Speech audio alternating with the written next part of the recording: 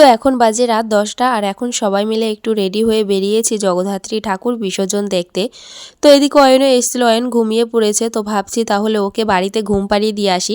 যেহেতু যেই ঘাটে সব ঠাকুরগুলো বিসর্জন দেওয়া হয় তো সেই ঘাটের পুরো পাশে আমার মাসি বাড়ি আর আমরা কাছাকাছি ছিলাম।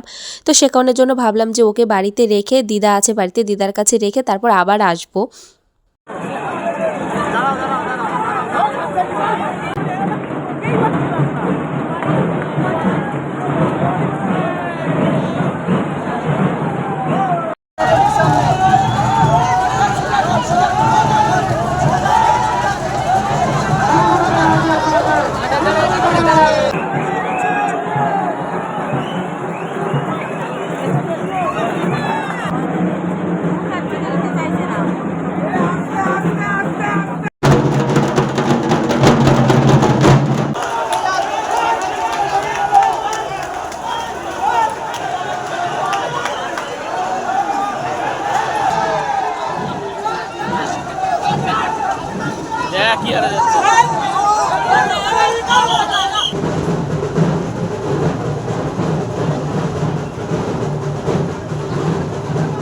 তো আজ সারা রাত অনেক ঠাকুর দেখেছি আর অনেক আনন্দও করেছি। আর এইখানকার মানুষ যে ঠাকুর বিসর্জনে এত আনন্দ করে সেটা না দেখলে বোঝা যায় না।